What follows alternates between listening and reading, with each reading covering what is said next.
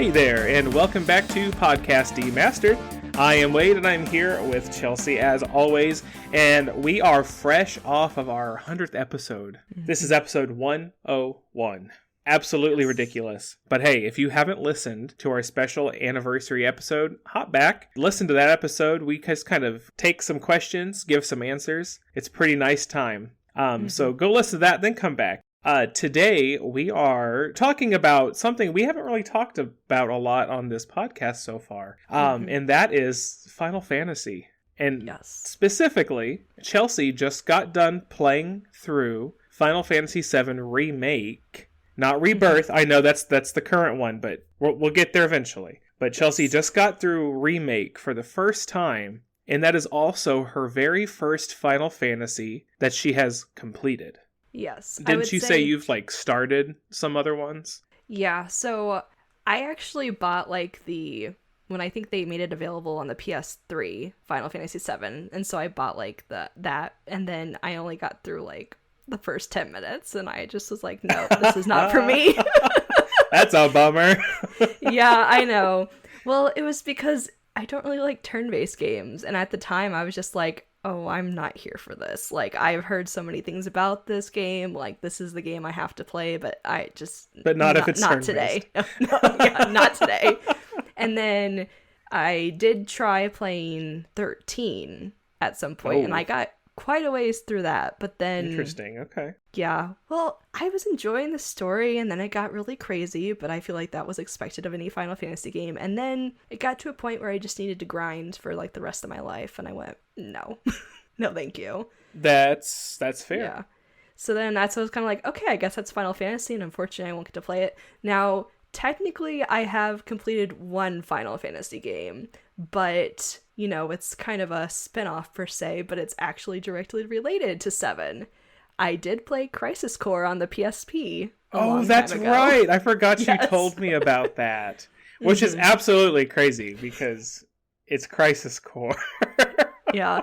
Well, that was one of the 3 games I played on the PSP, and that was one I was excited for. I was like, ooh, a Final Fantasy game, and ooh, I'm going to try this out, along with obviously the one game that you have to play when you had a PSP at the time, which was obviously a Kingdom Hearts game, Yeah, got to get that Birth by Sleep. Yes. Absolutely. But yeah, I had played Crisis Core, so I did not remember any of it when I played Remake this time around, but I did read a little bit of a summary, to be honest, on it. And then I went, oh, yeah, that's very confusing and totally, but I think I remember. Yep. Well, a vast majority of the plot in Crisis Core doesn't actually matter to 7. There's 2 things that matter to the actual game, and so they just kind of built a whole story. Not even around those 2 points, because they're not really, they're like, oh, yeah, we have to fit this in there, because that actually happened in the original game. But hey, yeah, we'll talk about Remake and some of those parts that kind of go full circle with some stuff from Crisis Core, I guess, so. Oh, yeah. Okay, well, you ready to dive in? Yeah, let's do it. Okay, all right. So first off, before we get into 7, if you have never played a Final Fantasy game before, that's okay. They're not hard to get into, because even though there's technically 16 numbered titles now, none of them are connected. They're all one-off games. There is 0 connection from one game to the next. You're starting over a completely brand new thing every single time. And Chelsea went and looked back at our 1-year anniversary episode. And in this episode, I gave a very small description of what a Final Fantasy game is. And that description was disconnected stories of strength, magic, love, growing up, and chocobos. And Chelsea, would you feel like Remake is there with all of that? Yeah, I think it totally fits. Absolutely. And that's, thematically, there's lots of things that every Final Fantasy game shares. But the story and the characters and the world that it exists in and the timeline, none of those, the stuff that you'd imagine to matter in a game, they don't connect at all. You'll have lots of things exist, like chocobos, the big yellow birds that sometimes people ride and sometimes people don't ride them. They're in most of the games. The magic system, like how it's categorized anyway, is all very familiar. There's lots of like the enemies are very similar, and sometimes like the themes, like the story themes, can be very similar too, or maybe the world setting. Those are often very similar, but never the same until 7 hits anyway, because 7 is a whole different system than like everything that came before it. Okay. And so, to get into 7 takes place on the planet Gaia, and what's happening, as far as you know anyway, is that there is a power company called Shinra who is using the power of the planet, which is called the life stream. We'll talk about that later. They're using the life stream to power the planet. Like, that's how people get their electricity, essentially. And this has gone on for a long time, and you meet the main cast, which is an active terrorist organization called Avalanche. And what they're trying to do is they're trying to stop Shinra from using the power of the planet, essentially, because it's killing the planet. Slowly but surely, they're kind of reaching the point where it's going to do terrible things if Shinra is allowed to keep going. And it's with this cast that you jump into the story and doing terrorist activities against Shinra. Yep. You're immediately thrust into that action. Yeah. So immediately, come on, we're going to go blow up some stuff, guys. Oh, yeah. Enter Barrett, the main character. Oh, my gosh. The main character. The main character. As far as he thinks, anyway. Yeah. Oh my gosh. So Avalanche, they hire a mercenary to come help them with this, because this mercenary is an ex-soldier, all caps soldier, which is basically like the elite private army kind of Shinra. Mm-hmm. Like they're like genetically modified individuals with basically superhuman strength. Mm-hmm. And this mercenary, Cloud, is an ex-soldier. He quit Shinra. And they hire him because 1, he's super strong, and 2, he should know his way in and out of this Mako reactor, which Mako is kind of like the electricity, you could say, that they're pulling out of the live stream. It's like magic, basically, though. Basically. Physical magic that they use for electricity, but he should know his way around this facility. And that's where you start, by getting Avalanche through to the core of this facility so that they can blow it up. And the story begins. And I mean, you're already thrust into the story immediately with like a ragtag group of characters. They all have their own unique personalities. And then, you thought you were done being introduced to characters, but no, you get introduced to like 60 other characters after that. So you have to remember everybody. Oh yeah. Out of the core, like the regular Avalanche group, like Jesse, Biggs, and Wedge. Yeah. Star Wars people, yes. Biggs and Wedge is a reference to Star Wars. Final Fantasy, they do that a lot with Biggs and Wedge. There's like always, usually, a Biggs and Wedge within the Final Fantasy universe, but hey. Oh, okay. Do you have a favorite out of those 3? I'm just going to start there. Out of those 3? Out of those 3. Biggs. You like Biggs? Yeah. Okay. I thought he was cool. I could kind of go with any of them. And that's something that Remake did really well. They gave the 3 of them like their own stories and personalities and goals, and even like in the actual game, you don't know them for that long. Oh, okay. Like everything that happens within Remake takes place in the first I don't know, 3 or 4 hours of the game, of the original game. And that's crazy because they make it a full 40-hour game. They do. And I know a lot of people were like, "Oh my god, like there's so much filler." I didn't see it as that at all, because it was all like world building. It was all like setting a base for like how all of the main characters are supposed to feel about things going forward. Like it gave them like roots and connection. Like especially with Jesse, Biggs, and Wedge, like with those 3 specifically. That was big because like in the original, they're just there. Really, like you see them in the first intro, like the first little mission. They're there with you a lot. And then afterwards, they're just kind of like hanging around until later on till stuff. Yeah. Yeah. Till stuff. Yeah. Till stuff. No, that makes sense. Well, that's what I thought would probably make the most sense with this game too, is that I will say, even though I didn't have any prior experience playing the original 7, there were parts of this game I did feel like were a little too slow. And I was Okay. kind of like, all right, guys, we really didn't need to stretch this. Like, this game is, like, a nice size enough. Like, we don't really need to spend 20 years going around in a circle just to, like, Mhm. get things to turn on and off or whatnot. And later on, I'll get to some of those parts. There's some of the, like, more dungeony areas that are kind of like that. You feel like you're kind of running back and forth a little bit. And I'll absolutely say that's padding. It does. Yeah. Some of those things, they do feel like padding. I will not like beat around the bush there. Yeah. Also, I don't have to walk that slow all the time. Some of those times I'm like, okay, come on. Yeah. Cloud's like a superhuman. He doesn't need to take 20 years to walk across a plank, guys. Like, you're right. He can do this in like one this. leap. Yeah. No, fully agreed. Yeah. Fully agreed. But I will say what you're saying about like getting to expand more on the characters and stuff, which is I thought it was really good to see because some of these characters, honestly, when I was first introduced to them, I was like, okay, you guys are a little too much. You're a little almost too annoying. Like, do I have to hang out with you guys? But then, we slowly uncover the more layers, learn more about these characters and stuff because I will say that's honestly how I felt about Aerith as well. I was like, you're a little too much for me. You're a little She's very like peppy and happy. Yeah. Yes. Yeah.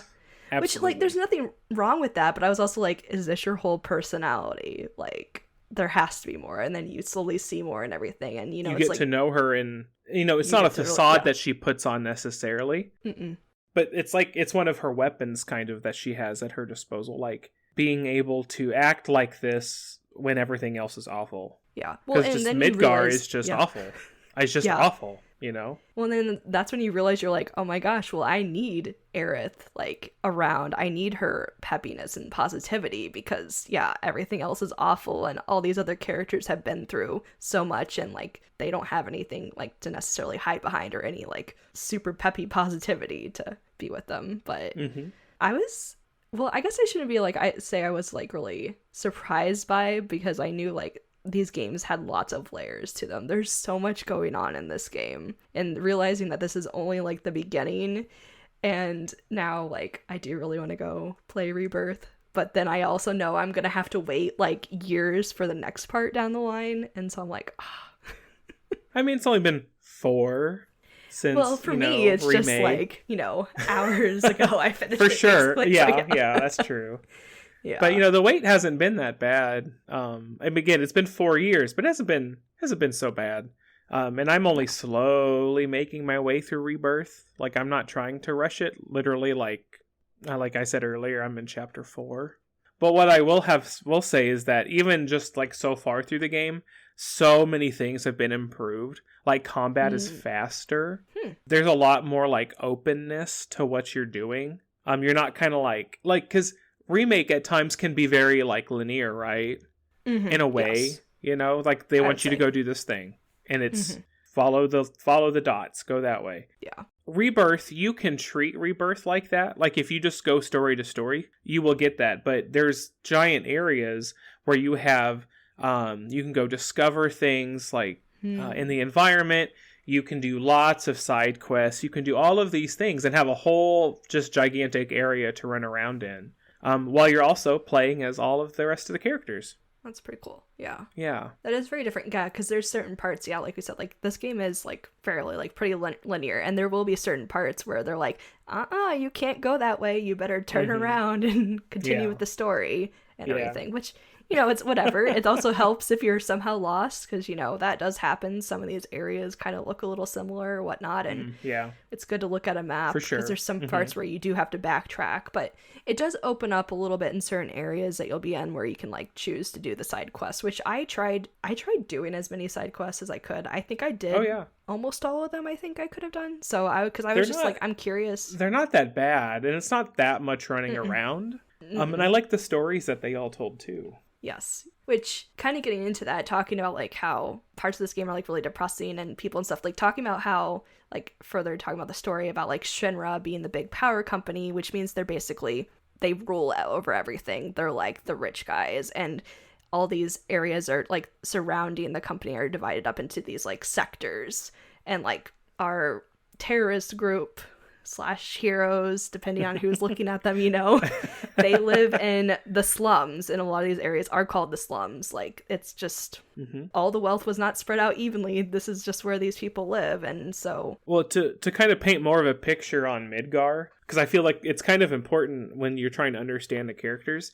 Midgar is built on basically like a giant disc, and in the middle of that disc is the Shinra Electric Company, like the gigantic building that encompasses all of Shinra is right in the middle, and then kind of like pizzaing out in like little slices. You have so many sectors, but underneath, like the top layer underneath, is like a reflective version of that sector. So there's like Sector 5, but then underneath Sector 5 there's the Sector 5 slums. The vast majority of people who live in Midgar, they live down underneath in the Undercity, where they don't see the sky.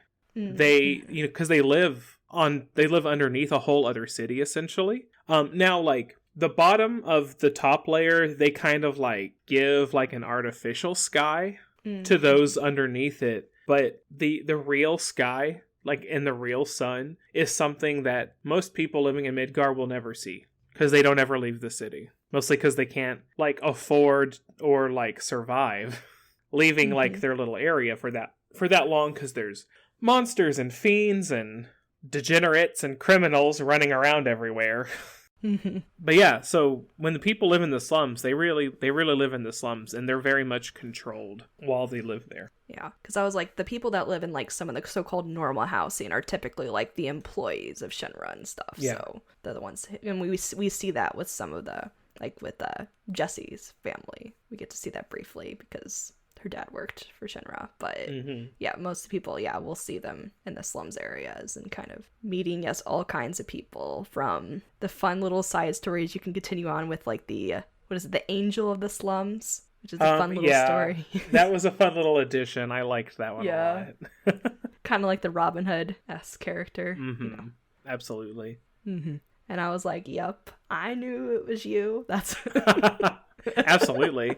Yep. But then we see even, I mean, like walking through these areas, like you have your main characters, but then you like, there's still so many other characters that are set up in these areas that like you could probably just stand in one spot for like a good couple minutes just listening to the like non-playable characters like conversations and like stereos and televisions and oh my gosh and stuff like that. Yeah, there's so much life into it. So like, and then you also get to see not just adults, but you also get to see like children too, which that is just like this sweet little area where you get more of learning more when you to spend time with Aerith and the like orphanage type area. Oh my gosh, I loved that addition. That was completely new to this game, and I loved it. Oh, okay. I loved it. Yeah. No, I love that. I love those kids and their little like hideout. They're like, well, we don't let adults back here, but you, I guess, are cool enough to hang out. And then, because another thing, which I would say, I guess, kind of mentioning now, so I was familiar with some of these characters in a vague sense, or some ideas of Final Fantasy, because listeners, if you don't know already, that we're huge Kingdom Hearts fans. So I have been introduced to some of these characters and some of these things, which specifically talking about with the kids, where the one kid is like wearing an outfit to be a Moogle, and you can buy things from his Moogle shop. Yes, absolutely. I'm pretty sure that was there on purpose. That had to have been like a full-blown 100%. Reference. Oh yeah. But it's just fun to be like, I understood something with that, but yeah, it's well, like the thing with like bringing up Kingdom Hearts, Kingdom Hearts uses a bunch of the 7 characters.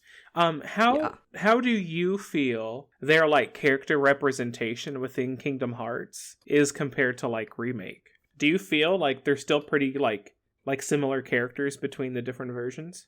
I would say they're pretty similar, but like the versions in Kingdom Hearts were just kind of like really simplistic and just like kind of stuck to like one particular personality trait or something, and then just like ran hard with that. Hard with it. Cloud. Yes, Cloud, yes. Exactly. Cloud's personality.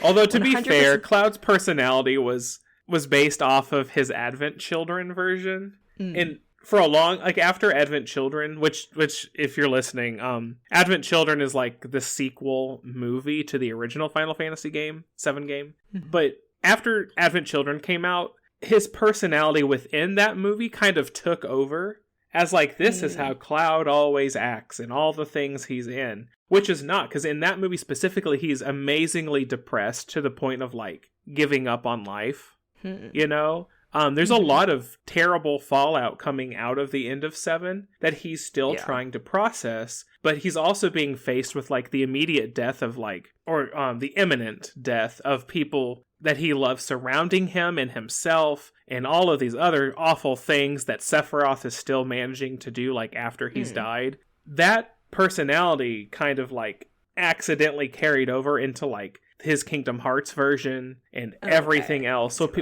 So when Remake came out and Cloud was, you know, I mean, he's not exactly happy-go-lucky either, you know? But people thought that Cloud was too, like emotional. He was too, like, out there for Cloud. Really? And it was like, okay, one, he's really not. For story reasons. But two, like, what? Like, no, this isn't Advent Children Cloud. This is... Yeah. This is pre a lot of awful things happened to Cloud. Yeah. Man, there's when it comes to Cloud and Remake, there's so much I want to talk about, but like that the episode would go on for a very long time. Well, we could probably briefly touch on him though, because he does, I feel like you're initially introduced to him, like we said, as like an ex-soldier, and so he has this very serious persona, and initially all you know about him is like he'll work for money. Like, he's like, I'm not going to do any of this crap. I'm not going to get involved in anything. I have a skill set. Yeah. You can buy my skill set. Yeah. And then, but, you know, and that's kind of where the story continues, right? From the beginning. Yeah. Until he runs into Tifa. Which Tifa is a childhood friend of Cloud's. They grew up together in the same village. So when Tifa meets Cloud again, after the first mission, she's very surprised, we could say, to see him. Yeah. Although he's not all that surprised to see her, because no, there's a lot of like suppression and repression going on in this poor little baby's brain. But at this point on, and I love how Remake handles this, because the original did not handle it because they didn't need to, because you didn't know these things on the first playthrough. But in Remake, if you've played it, you know, like, things aren't right. And how Cloud is working throughout Remake is that shortly before the game starts, Cloud he has gone through years of like torturous experimentations at the hands of a terrible Shinra scientist, Professor Hojo. Oh god, they did such a wonderful job at making him so awful in the remake. Oh god. Even in the original 7, you're just like, oh, he's so gross. Well, he's still gross in remake, even worse. But anyway, for years Cloud was experimented on, along with another character named Zack, who was a first-class soldier, like as high as you can get. And then they end up escaping from this experimentation, both basically at death's door. They're trying to get back to Midgar, but Shinra sends a whole ass army after them to stop them because they weren't supposed to escape, and they're bringing a lot of secrets with them, essentially. Like war crimes secrets, like some really awful stuff that they don't want the public knowing about. But anyway, Zack, he ends up holding off this entire army on his own through like he's gone through like the genetic makeover because of Soldier, but he's also been like doubly worked over basically from these other experiments that Cloud also went through. And he basically takes on his whole army on his own. He beats them, but at the end he dies. And Cloud is there, and he's just kind of coming out of this like comatose state from all of this trauma and stuff. And in those moments when Zack dies, he kind of like passes his legacy on, like his dreams and his goals and stuff. He passes them on to Cloud, and mentally, psychologically, that breaks Cloud. Where from that moment on, Cloud actually thinks he's Zack. Like, not by name, but, well, Zack became the hero I always wanted to be. Zack did all of these cool things, but in his brain, he did the cool things. So, when Cloud and Tifa meet up, Cloud has essentially had his actual personality, like, kind of repressed, in a way. Yeah. From all the trauma and this, it's not brainwashing, it's just awful stuff, just his brain breaking. And through conversations with Tifa as we go through the game, Tifa's really picking up on this, like, this is, like, you're not exactly who I used to know, but she never brings it up because she's like, I don't, like, because how would you do that, right? Yeah. But and it gets to a point even where they're, like, kind of reminiscing about, like, back when they were little, or there was a mission where Zack actually came to their town, and Cloud is remembering things, like, through Zack's state of being instead of his own. And Tifa's really confused because, as far as she knew, Cloud was never there and it was Zack. So she's like kind of being like unintentionally gaslit the entire game, right? Like not that Cloud he's not telling her that that's not how it happened. It happened this way. It's like he's remembering things, and she feels like how he thinks it is. Yeah. She's like, am I the one who's misremembering things? But that's really a plot point more for Rebirth than Remake, because that doesn't really come to a head until later. But that you get that the entire game, all of Remake. Tifa's kind of struggling with this. Is Cloud who I knew him as? And what terrible things have happened, obviously, to this poor boy, without being able to, like, expressly talk to him about him. But you can tell, like, throughout the game that she cares a lot about him. She wants to see him overcome his problems that he doesn't even know he has, essentially. So there we go. There's Tifa in Remake. Where do we go from there? I'm not sure. I kind of went on about that a little bit. Oh, that was good. Well, you bringing up Hojo, talking about really creepy characters in this game. That is not the only disturbing character we are introduced to, in my opinion. We are also introduced to the creepiest man in, like, oh gosh. Basically, he's like I don't know if you'd call him the crime lord / of the red light district. God. Essentially, Don Corneo. Don Corneo. He's such a sleaze bag. Oh, it's so disgusting. I was just like, I cannot believe I am, like, watching this in a video game right now. I'm like, oh.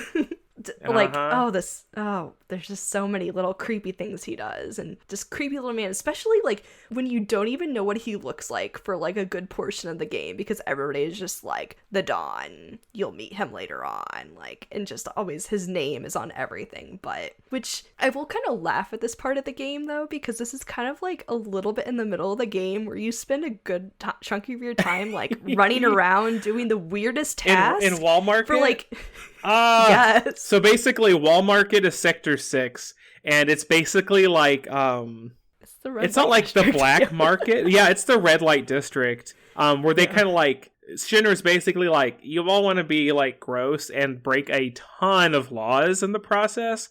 Fine, we don't care. Just do it over here. Yeah, like, don't come to us with your problems. We won't police you. Just stay over there. Yeah, and they do.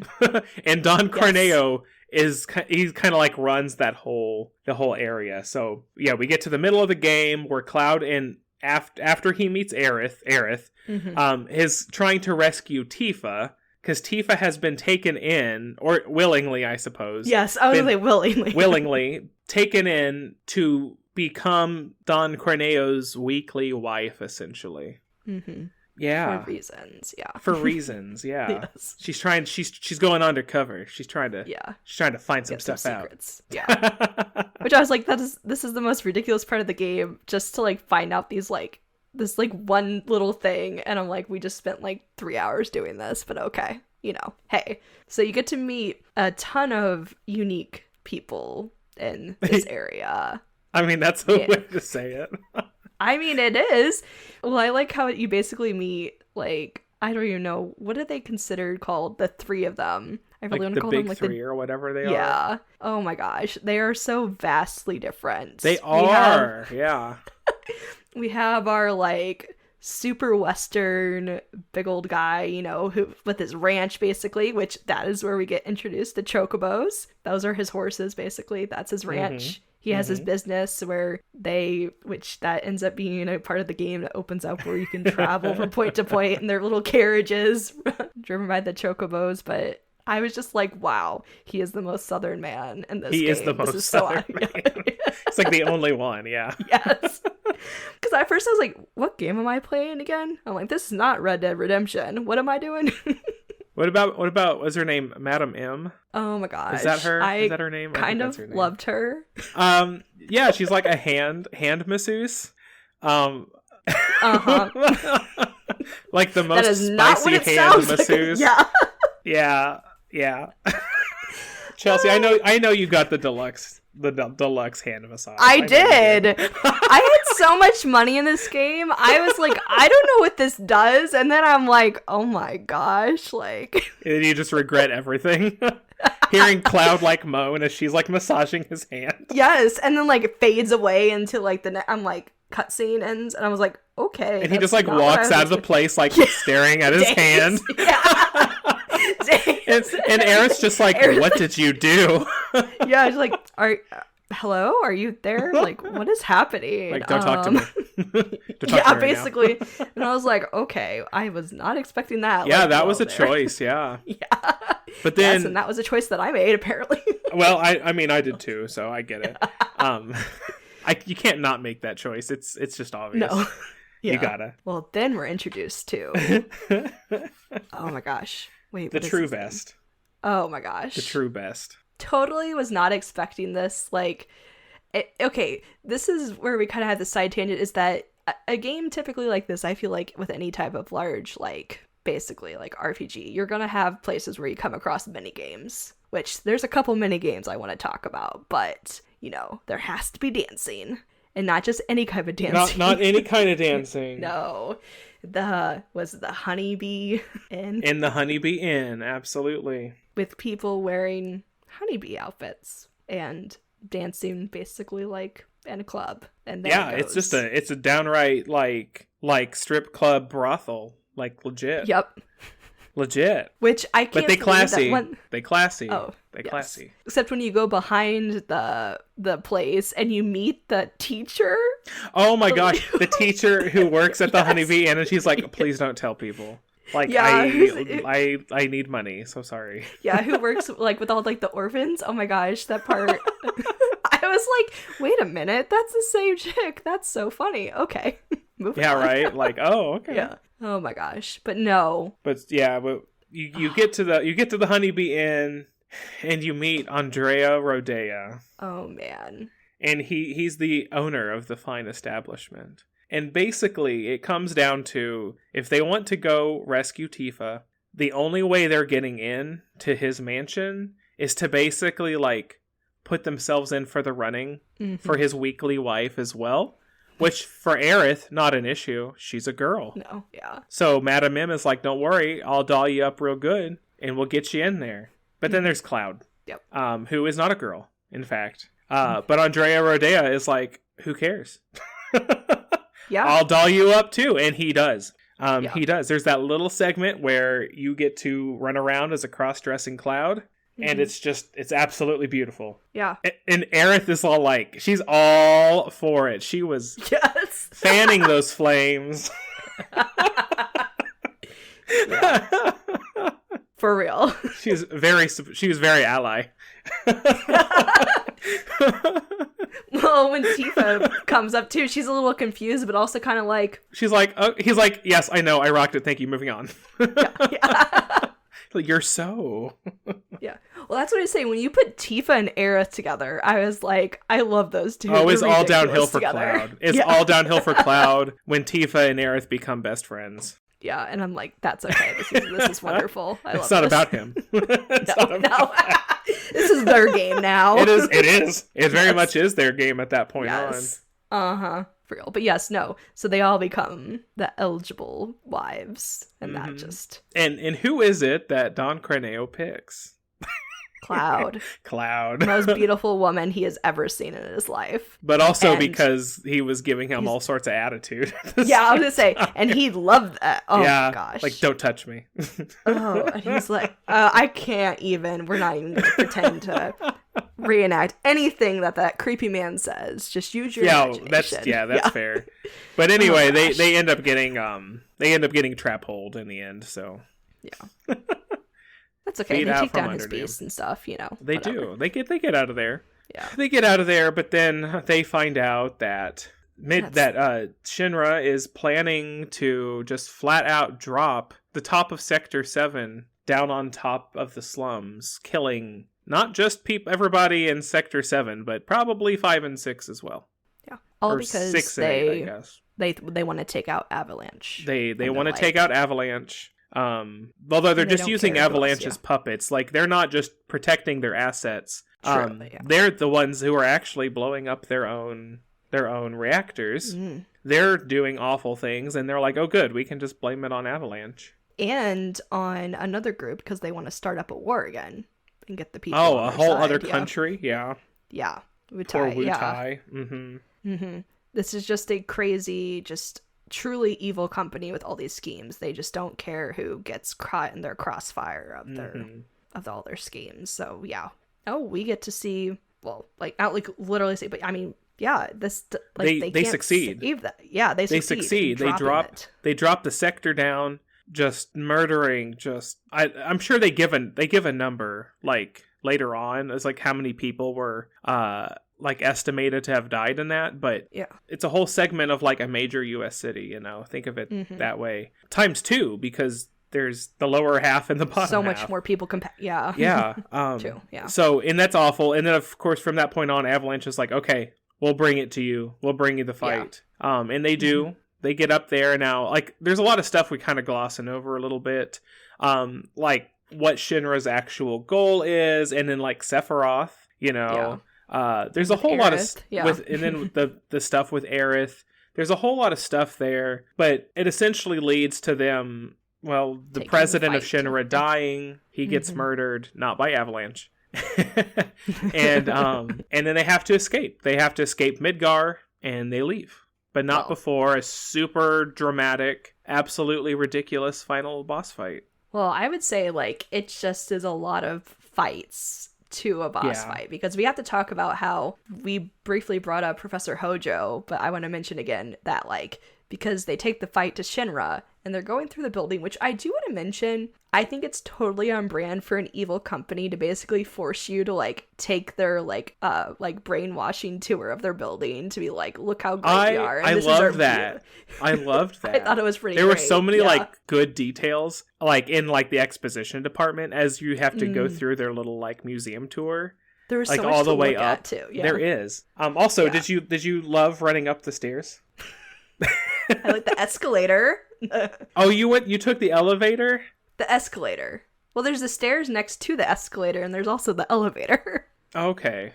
Because the one escalator, I was really disappointed you could not go up the escalator, that one that went down. And I was like, no, I want to be able to really just mess with things. But no, I tried to go through most of the floors as best I could. But I think like at the very beginning when they're like, oh, we can either break in this way or we can break in that way. And they're like, elevator would be too obvious. They could see us coming, but then there's the side stairs. They won't see us coming in there. And you have to, like, physically run up 60 flights of stairs.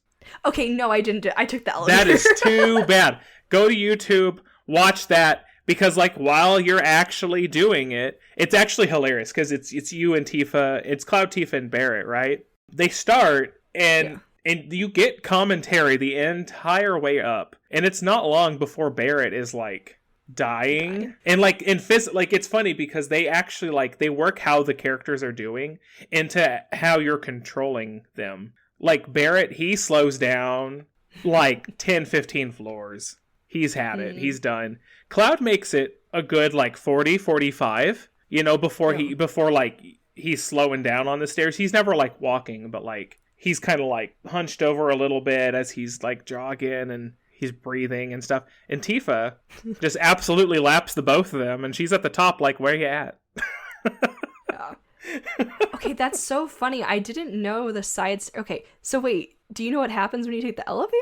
I don't. I've never taken it. Okay, so the elevator is probably crazy because it literally stops every 10 floors. And you'll either, like, see like guards and have to fight them quickly and then get back on the elevator, or there'll be like a guy that like works for Shinra on the phone and then he'll get on the elevator and have this conversation with somebody at home like, man, Avalanche really did like a number to us, like I'm gonna have to stay late and everything, and like they're in the background like hiding in behind, like in the elevator trying to pretend that like don't notice the people who are behind you in the elevator. And then like the guy gets off, then on another floor there's like a lady who wants to get on, and then she realizes who they are and is like freaked out and just stands there, and the door just closes and she's just standing there, and then they keep going up, and they're so like, I guess I need to go and watch the scene too.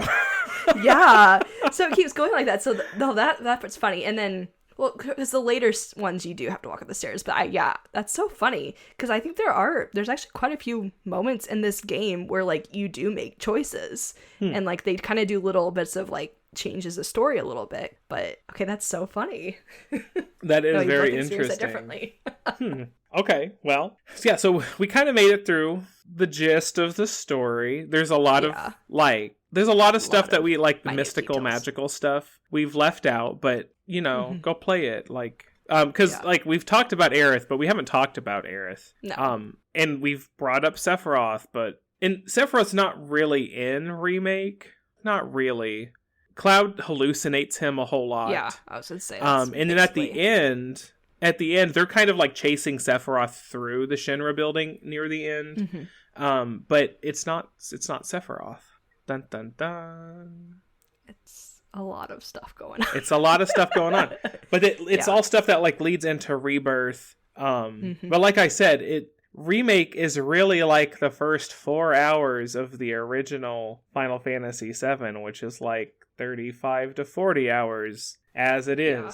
So yeah, and that's what's so interesting about this game is that like, because okay, listeners, I do want to mention is that when we talked about doing this episode a while ago, I did specifically ask Wade if I should just play the original or if I should play the remake, and you said the remake. And so I'm actually curious, why did you say the remake? Because it's more current and it's more like overall it's more entertaining because you get the beautiful, lovely cinematics and the voice acting and the reworked music that just makes me want to just like melt into nothingness. Yeah, which we have not even talked about. We haven't even talked about the music. No. But because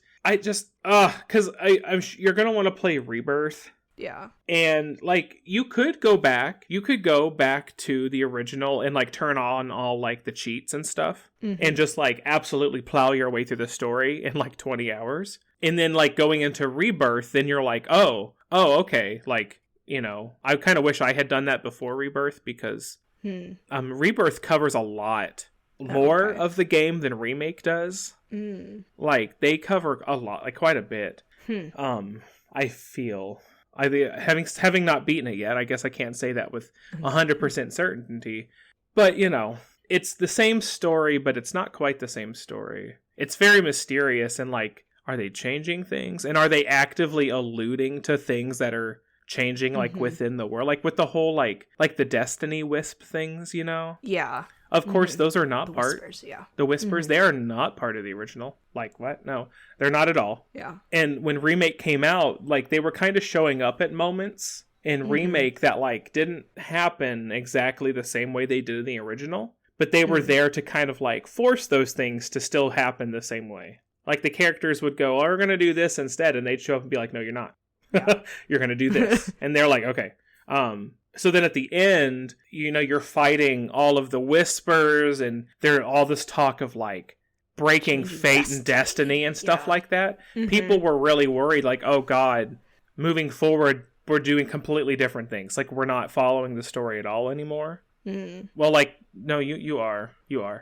At least so far in Rebirth, it's all the same still. So yeah. Well, and that's what's really interesting. That's what I was thinking, like saying like I'm playing Remake first, and I thought about like maybe because I know I mentioned at the very beginning of the episode that like I was put off by the original 7 because I was like, oh, a turn-based game, oh, blah blah blah. But like it doesn't mean I wouldn't go retry to play it and everything, because 7 is a game that like I have heard a lot about, and like I know the initial like spoilers of that game, but I think it's always different like knowing vague things that happens but actually experiencing and like really knowing all the little details and everything. Getting the context of those major spoilers.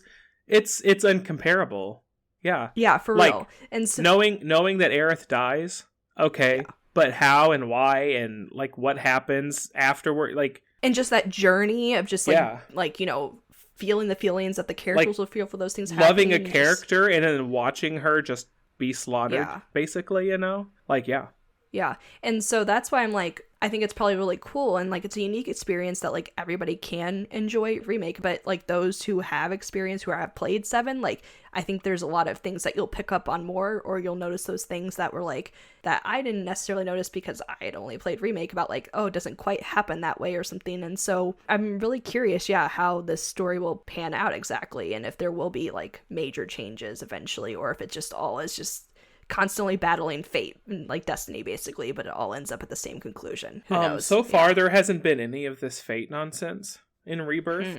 So far, again, I'm only like 6 hours in. Yeah. But there hasn't been anything like that. But there has been a couple like narrative changes. Not like major plot changes, but like when we talked about Tifa earlier, and we talked about how in the original 7, she goes through the vast majority of the game, like, without ever, like, confronting Cloud and his weird memories.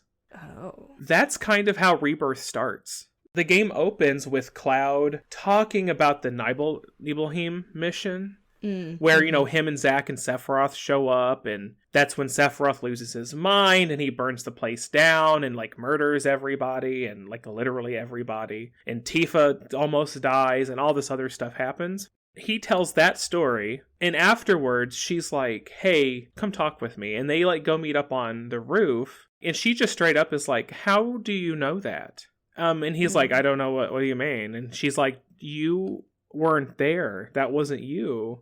And I am so, like, confused and lost as to how you keep knowing these things. And she just flat out, that's kind of how their relationship starts in Rebirth. With that, like, something's not right. Because Cloud's even like, didn't you die? Like, I saw you die. And she's like, 1, no, you didn't.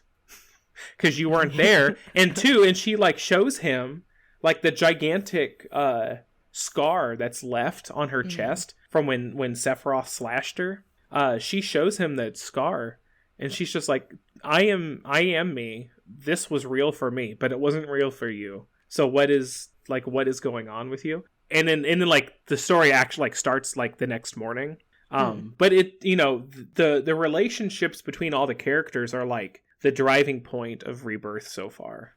Well, they're really not afraid of asking each other questions, and also like Aerith and Tifa, they're still like besties. They are very much involved in the other person's problems and in sadness and stuff like that. And I love like the support that they give each other so far is so good.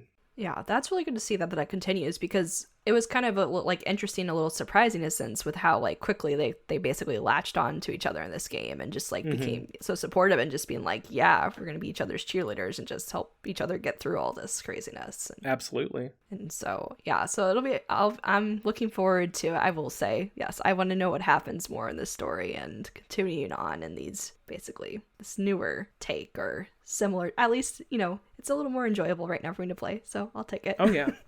Yeah. I look forward. I'm going to take my time with Rebirth, but I'm enjoying it so far. It's a lot of fun. Well, I do want to say there is one part of Remake I absolutely hated, and it was the worst time ever, but I really wanted that stupid trophy. So. Oh no. Okay, I think I know what you're talking about. Go ahead.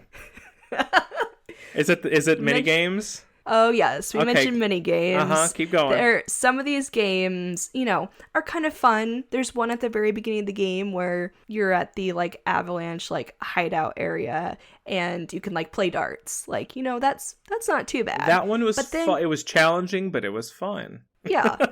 Yeah. And then... So it was good. And then you go to... what was the area called we were just talking about? Wall Market? Yeah, Wall Market. There we go. And you go to this gym where these dudes must be on so many steroids because they're challenging to beat. And I got through, you know, because they make you do all these type of workout things, but then you get to the final one, and it's Tifa that has to take them on. These freaking pull-ups. I wanted to die. And like praying for death the whole time.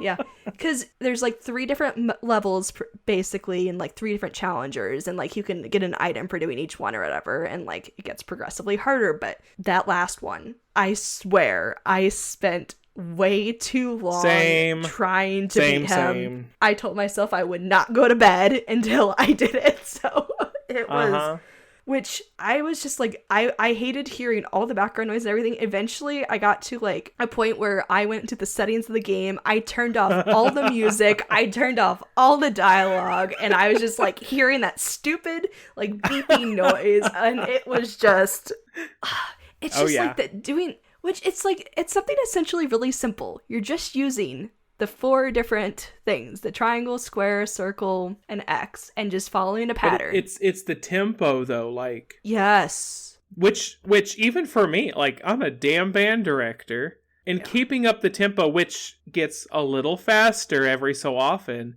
but then they like take the prompts away from you, so you can't just visualize it. You have to like you have to internalize it, and which for a steady tempo is fine, not a problem.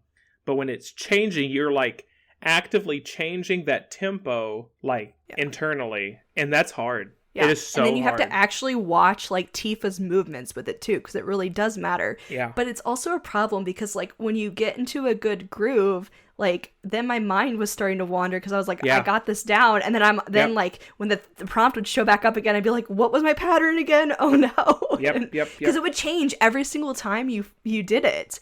Like it wouldn't be consistent of being like, oh, this round was this particular one, and this one, the second one was this one. They would switch it up on you. So it was just, that one was so frustrating. But I was so happy when I got through that. It was so dumb. Like I didn't need to spend time in doing that. Like I didn't even need the reward for it. But you wanted the trophy. You wanted the trophy. It's okay. I wanted the satisfaction of completing that minigame, because I completed all the other ones. I know. It's just like, I've done all the other ones. I can do this one too. It's fine. Yeah. It's fine. Yeah. And then you want to cry. It's fine. Yeah. I had the same feelings. I did. Yeah. I was like, minigames are supposed to be stupid and fun, not stupid make you want to cry and break your PS5, basically. Like, yeah, for real. Well, and I was just like, because I got to a point where I was just like saying it out loud, and then I started just doing it by directions, and I was just like basically getting myself in this chant going, and I'm just like, I sound like a crazy person playing this game. But, my sympathies. I know. I'm happy to be done with that. So. Yeah. I completed all of the mini games in that game, like, completely. And I haven't platinumed it, because I haven't gone and, like, done, like, the difficulty stuff, which I'm fine. I don't need to do that. But I got the other trophies, and I'm so okay with that. So okay with that. Yeah, no. Because I looked at that, and I was like, oh, I have to beat this game on hard? No, thank you. Mm-hmm. I was like, I'm just here to enjoy the story and, absolutely, fight some battles throughout, whatever. But, which, like we said, you sure fight towards the end. Boss fight after boss fight after boss fight. So. It's just one thing after a damn another, for sure. Yeah, I mean, this game's a wild ride. You did get the fun fight with Sephiroth at the end.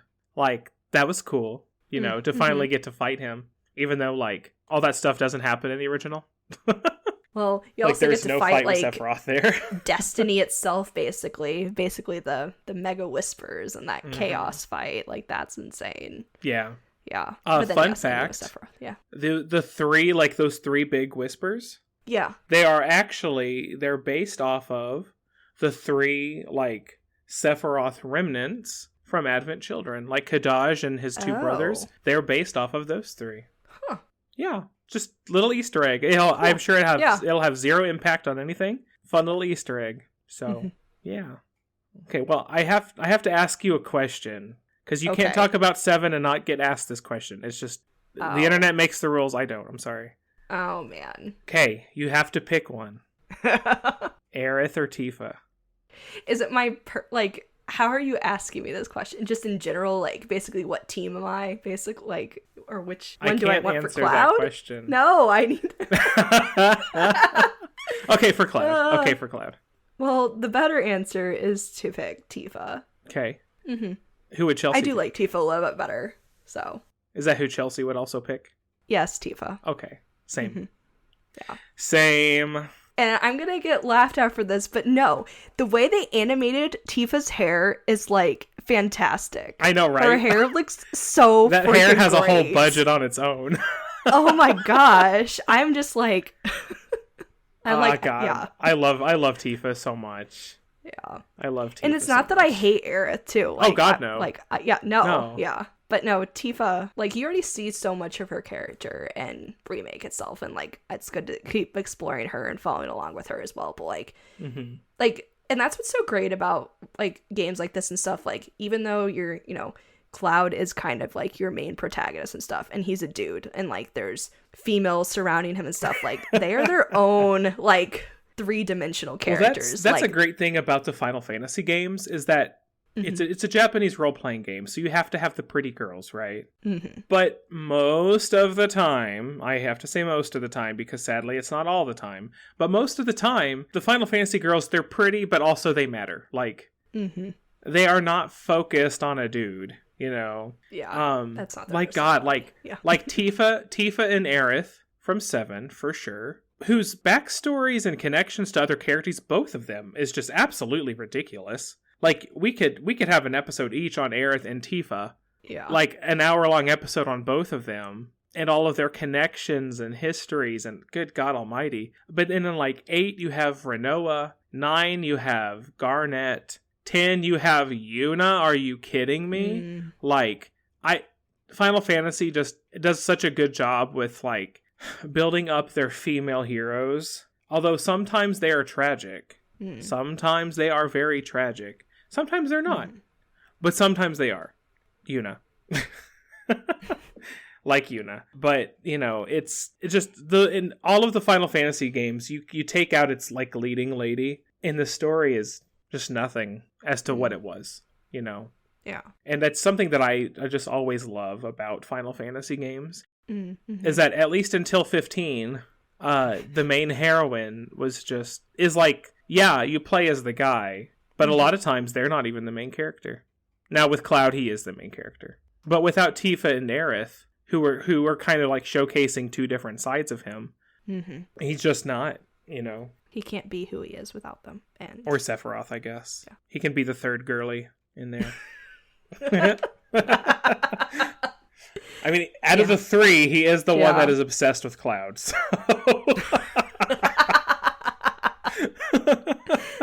Yep. And his hair is even prettier. Look, yeah. His hair is prettier, so. I don't know if it's prettier.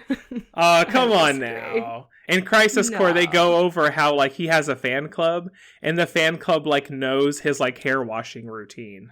They know how many bottles of shampoo it takes to wash his hair. Okay. Come on now. But still, no, I will still say Tifa's hair is amazing in that. It's gorgeous. Like, it's so crazy. Good. And Rebirth, it looks even better. Oh my gosh. Oh man. Go play Final Fantasy for Tifa's hair. Like even Cloud has some crazy hair. Not that like it's comparable to Tifa's. Oh no, like, I mean he does have that Final Fantasy anime great. hair. So. Yeah. What else are you gonna do with 1997 polygons? If it ain't spiky, it's blocky. So you got to give him spikes. Yep. Super Saiyan hair. Exactly. Okay, so we will end on Tifa's hair? No. Yeah, absolutely. Okay. Close the book. That's the end of that. Well, before we go, did you want to talk about the music real fast? Yeah, let's do it. Do you, like, I'm sure you listened to all the music because you played the game. But, like, did you go back and, like, listen to songs individually? Or, like if I called them by name, would you recognize any of the big pieces? Oh, I don't know if I could do it by name. Like, I mean, I used the jukebox a little bit to, like, kind of shuffle through some, but I was more just appreciating all the music in the moment. Like, it was also interesting to me because the music itself felt so familiar, but, like, I've never played the game before, so I'm like, I don't know why I would have heard it, but... Well, that's it was the thing great. with Final Fantasy music. It gets around a lot. Like, it escapes the realm of video game music often. So you'll hear it all over the place. Especially like the main theme of 7.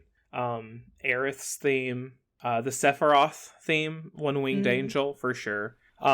Tifa's theme to an extent, although I like it. I like Tifa's theme more than I like Aerith's theme, which is slightly blasphemous, but come at me, internet, I guess. I don't know. It's simple and I love it.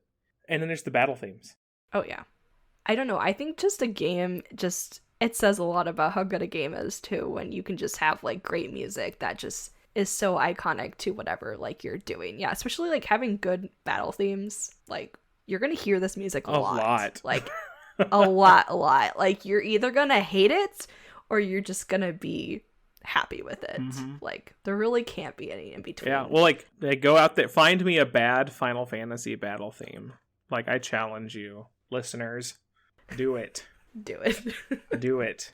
But no, I mean, do you have any other things to say about the music? Are there any other? Oh, it's just timeless. And like way back in 1997, music in video games was all based on MIDI files. There was no live instrumentation within video games.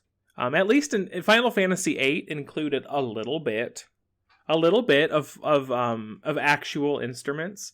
And then 9 did a little bit more, but it wasn't until 10 that Final Fantasy like used full-blown orchestras at some point, you know. It was all MIDI files, just computer music. So just hearing those original scores set to like full instrumentation, which Remake is not exactly the first time that I've heard a lot of the 7 score, because there is a concert series that has gone on, Jesus Christ, since like 2010, maybe earlier. I don't really remember. It's called Distant Worlds. And it's the Final Fantasy orchestral concert series. And they have toured every single year, the whole world since then, minus COVID. And anytime that they come close by, we go watch. I always have. So now at that time, getting to hear a lot of the score set to like proper instrumentation and orchestral scores, that was mind blowing. Like not a dry eye in the house. And it doesn't help that they like above the orchestra, they have a gigantic screen where they're showcasing stuff from that game, you know? And you get the big emotional stuff, and it's like, oh my god, here we go. And like everybody in the house is crying. But they went above and beyond for the remake. Like, it's crazy.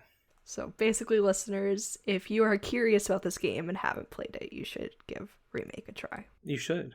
I don't know, during the pre-orders, this was true. I'm sure it probably is still, but they had a deal on the PlayStation Store where if you go and buy Rebirth for like, you know, the full $70, whatever, you actually get the remake for free. Wow. With the intermission and intergrade DLC for free. The DLC. Yeah, the DLC that Chelsea didn't get to play because she was playing the PS4 version.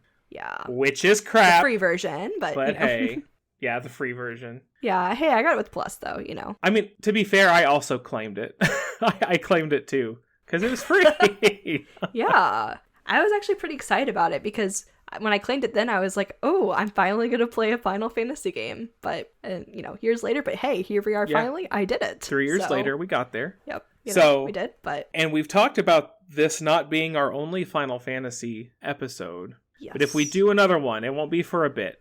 It's not going to be a series that we dive into, because just, you know, beating any Final Fantasy game, it takes some time, especially if you're working your way backwards. Like the older games, they can be longer sometimes. Well, and we're trying not to like rush them, and we don't want to rush them at all. Yeah. I know, just, like enjoy the story. When we were preparing for this episode, we also talked about doing 10. Because it's similar. It's very cinematic. There's lots and lots to dive into as far as characters and connections and lore and stuff. There is so much. But one day maybe I'll get Chelsea to play 9. That's my favorite. Okay. Yeah. I can't play that game without just bursting into tears like all the time. Because it's beautiful. Can't help it. The ending. Oh my god, the ending to 9, I back in like, I don't know, 8th grade, 7th, 8th grade, when I played 9 for the first time, I would rush home from school every day to like rebeat the 9 boss so I could watch the ending, listen to the final song, And that's kind of how my afternoon evening started. I would just do that, and I'd have a good cry, and then I'd move on with my life. It's so good. It's a happy ending. Okay. If that, like, okay. It's not some terribly sad ordeal, but it is a happy ending. Yeah. Well, that's good. But yeah, no, I think, this is definitely not going to be our last Final Fantasy game, that's for sure. I think we'll be covering quite a few. So also, listeners, if there's a very particular Final Fantasy game you want us to cover in the future, let us know. Because I think we do have a list kind of going of some ones we want to play in the future, but we'll be happy to add yours to the list if it's not already on there. Just don't pick 2, please. Dear God. Don't do that to me. Okay. But with that, any other final words on Remake? Oh, I don't think so. I'm enjoying Rebirth slowly but surely, and Remake is just something that I didn't know I needed until it came out. So I hope that whatever the third one is in 4 years, 3 years, 4 years, I hope that it is just a good end for Final Fantasy VII. Because surely they probably won't touch it again for a very long time. Can't imagine. But so I'm happy I played Remake, and I'm looking forward to more Final Fantasy, especially more with the story. Indeed. Oh, you can't have Final Fantasy without a story and music. That's the gameplay. I mean, that's fine, all you really need. Yeah, just those 2 things though. But anyway, listeners, thank you. If you're still here, thank you so much for sticking around as we kind of go through the 7 Remake and hear my nerdy reminiscing of the series in general. But hey, if you haven't listened to our 100th episode, head back, listen to that. Let us know how we did, how we're doing, what you'd like to see. Like, we have a lot of our year planned out, but we have lots of space to add in some stuff too. So let us know what you'd like to see, and we'll see what we can do. Otherwise, you can find us all over the interwebs on Facebook and X and Blue Sky and Instagram, everywhere. So go follow us, harass us a little bit. Let us know what you hated about the episodes. That's fine with us. We don't mind. We don't mind. So until we see you again, see ya.